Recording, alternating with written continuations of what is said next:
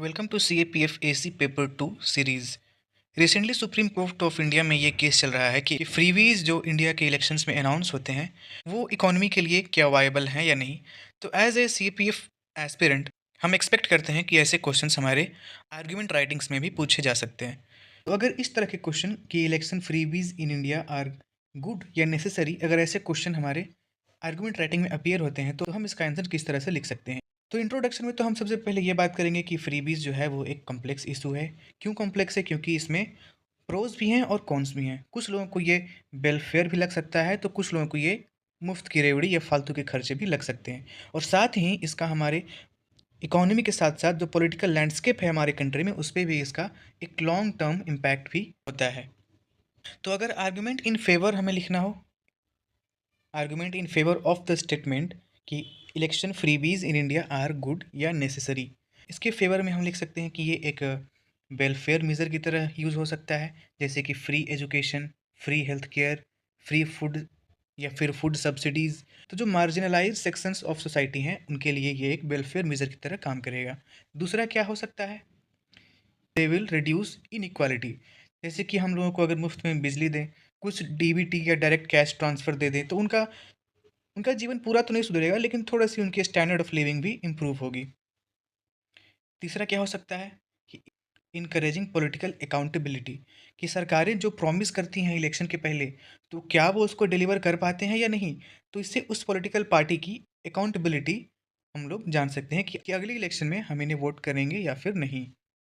और क्या-क्या arguments in favour हो सकते हैं कि they can boost economic demand in the overall economy, कि कैश ट्रांसफ़र अगर हम लोगों को डायरेक्टली कर रहे हैं, जैसे कि हम पीएम किसान सम्मान निधि में लोगों को 6000 पर ईयर देते हैं, तो वो पैसे तो वो इकोनॉमी में ही खर्च करेंगे। तो ओवरऑल जो इकोनॉमी में मनी सर्कुलेट होगी वो बढ़ेगी। अगर लोन वेवर्स दे दें हम, तो फार्मर के पास जो उनकी इनकम है वो किसी और चीज़ में खर्च करेंगे, तो ओवरऑल इकोनॉमी में डिमांड बढ़ेगी, जिससे कंजम्पशन भी बढ़ेगा और इकोनॉमिक ग्रोथ भी बढ़ेगी। इसके बाद हमें ये भी नहीं भूलना कि जैसे कोविड-19 के टाइम में क्राइसिस मैनेजमेंट का काम भी इस तरह के फ्रीबीज़ ने किया, जैसे कि फ्री फूड या फाइनेंशियल सपोर्ट, हेल्थ बेनिफिट्स। तो क्राइसिस के टाइम में भी ऐसे जो स्कीम्स होते हैं वो काफ़ी हेल्पफुल हो सकते हैं। लेकिन हमें आर्गुमेंट्स कुछ अगेंस्ट भी देखने हैं, क्योंकि आर्गुमेंट में हमें दोनों पक्ष लिखना होता है। रिसेंटली सुप्रीम कोर्ट में ये क्वेश्चन चल रहा है कि are we not creating a people who are like parasites, जो कि इकोनॉमी से पैसा चूसते जा रहे हैं, कुछ फ़ायदा रिटर्न में दे नहीं रहे।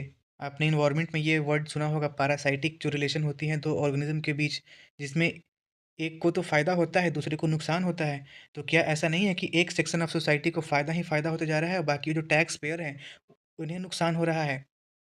तो इसी के लिए ये टॉपिक जो है वो न्यूज़ में बना हुआ है और काफ़ी एक्सपेक्टेड है कि इस पे एक आर्गुमेंट लिखने को हमें अगले साल मिल सकता है।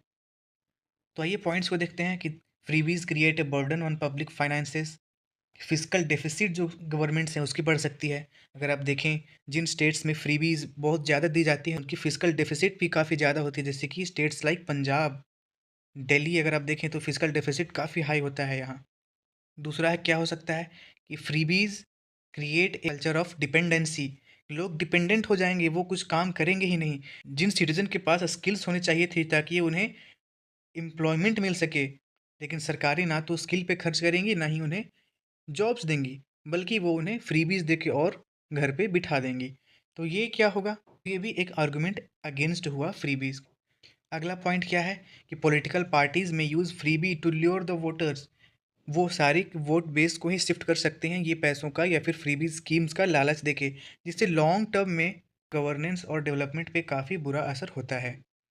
अगला पॉइंट क्या है? अपॉर्च्युनिटी कॉस्ट, जो कि आपने इकोनॉमी में पढ़ा होगा कि गवर्नमेंट अगर फ्रीबीज़ देती है तो इसकी अपॉर्च्युनिटी कॉस्ट किस पे आती है? तो इसकी अपॉर्च्युनिटी कॉस्ट जो है वो टैक्स पेयर्स पे शिफ्ट हो जाएगी। तो टैक्स पेयर के जो पैसों से कुछ और हो सकता था, सरकार उसे खर्च कर देती है फ्रीबीज़ पे। इस इन पैसों से एजुकेशन पे काम किया जा सकता था, हेल्थ केयर को इम्प्रूव करने का काम किया जा सकता था। इन सारे पॉइंट्स के बाद हमें एक कंक्लूज़न भी देना होता है। तो कंक्लूज़न में हम लिख सकते हैं कि ऐसे कॉम्प्लेक्स प्रॉब्लम के लिए हमें हमेशा मिडिल पाथ को ही चुनना पड़ेगा, क्योंकि freebies for one may be the welfare for other. अगर आप द हिंदू न्यूज़पेपर पढ़ते हो तो ये डायरेक्टली लाइन मैंने वहीं से उठाया है।